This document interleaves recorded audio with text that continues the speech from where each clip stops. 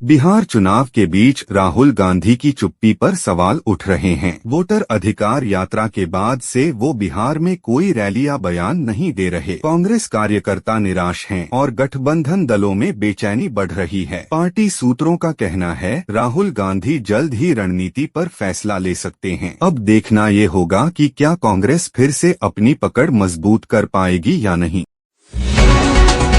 उत्तर प्रदेश के हापुड़ में योगी आदित्यनाथ की रैली में जबरदस्त उत्साह देखने को मिला। युवाओं ने बुलडोजर पर चढ़कर योगी योगी के नारे लगाए। पूरा इलाका भगवा झंडों से सजा हुआ था। माहौल बिल्कुल उत्सव जैसा था। सीएम योगी ने कहा, जो भ्रष्टाचार करेगा बुलडोजर फिर चलेगा। लोगों ने योगी के इस एक्शन वाले स्टाइल को खुले दिल से सराहा।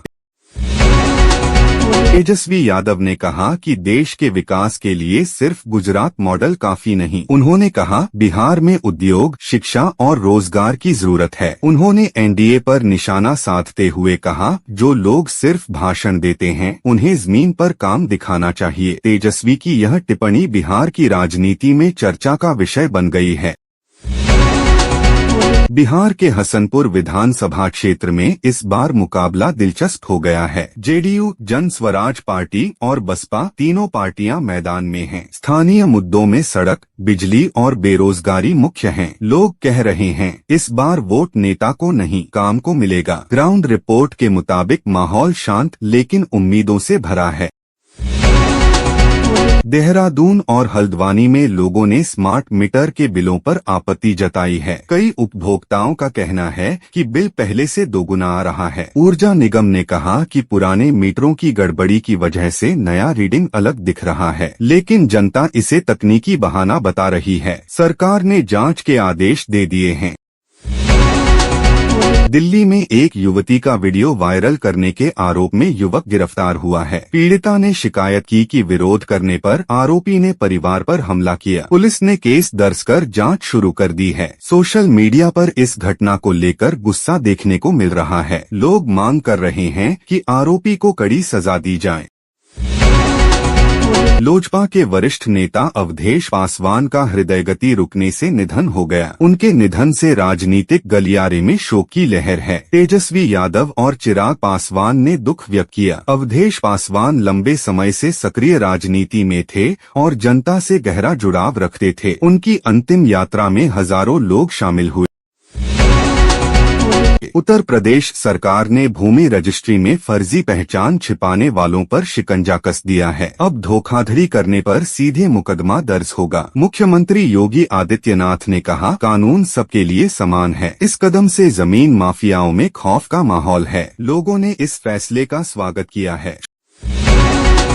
चुनाव प्रचार के बीच भी नीतीश कुमार का रूटीन एकदम तय है। सुबह योग, फिर हल्का नाश्ता और 4 रैलियों का शेड्यूल। हर मीटिंग में समय पर पहुंचना और नोट्स बनाना उनकी आदत है। करीबी बताते हैं नीतीश अब भी पुराने अंदाज में चुनाव लड़ रहे हैं। उनकी अनुशासित जीवन शैली चर्चा में है।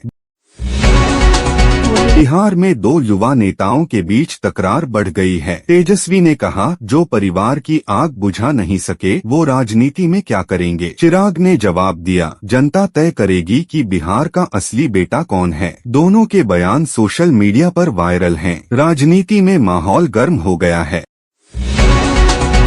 प्रधानमंत्री नरेंद्र मोदी ने मन की बात में बिहार चुनाव का जिक्र किया। उन्होंने मतदाताओं से कहा, आपका एक वोट बिहार का भविष्य तय करेगा। 101 विधानसभा क्षेत्रों में लोगों ने सामूहिक रूप से कार्यक्रम सुना। बीजेपी ने इसे जनता से सीधा संवाद बताया। विपक्ष ने इसे चुनावी प्रचार करार दिया। तेजस्वी यादव ने पंचायत प्रतिनिधियों के लिए कई योजनाएं घोषित की। भत्ता दोगुना करने और बीमा योजना लागू करने का वादा किया। उन्होंने कहा, स्थानीय प्रतिनिधि ही असली जनसेवक हैं। लोगों ने उनके इस फैसले का स्वागत किया। राजनीतिक जानकार इसे वोट की रणनीति बता रहे हैं। समाजवादी पार्टी के नेता अखिलेश यादव और शिवपाल यादव ने गाजीपुर का दौरा किया। उन्होंने दिवंगत नेता के परिवार से मुलाकात की और संवेदना जताई। दोनों नेताओं का साथ दिखना कार्यकर्ताओं में उत्साह भर गया। पार्टी सूत्रों का कहना है दोनों के रिश्ते अब पहले से बेहतर हैं। कार्यकर्ता इसे सपा के लिए शुभ संकेत मान रहे हैं। अमेरिका और कनाडा के बीच व्यापारिक तनाव फिर बढ़ गया है। पूर्व राष्ट्रपति डोनाल्ड ट्रंप ने कनाडा पर 10% अतिरिक्त शुल्क लगा दिया है। अब कुल टैरिफ दर 45% पहुंच गई है। कनाडा ने इस फैसले को अनुचित बताया और जवाबी कार्रवाई की चेतावनी दी। वैश्विक बाजारों पर इसका असर दिखना शुरू हो गया है।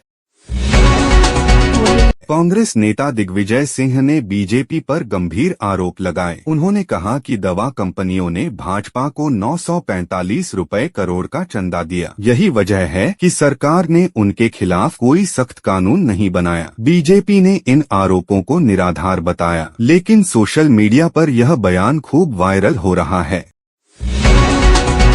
इस्तांबुल वार्ता के असफल होने के बाद पाकिस्तान ने काबुल को युद्ध की धमकी दी है। सीमा पर सेना की तैनाती बढ़ा दी गई है। दोनों देशों के बीच आतंकवाद के मुद्दे पर विवाद तेज है। संयुक्त राष्ट्र ने दोनों से संयम बरतने की अपील की है। हालात गंभीर माने जा रहे हैं।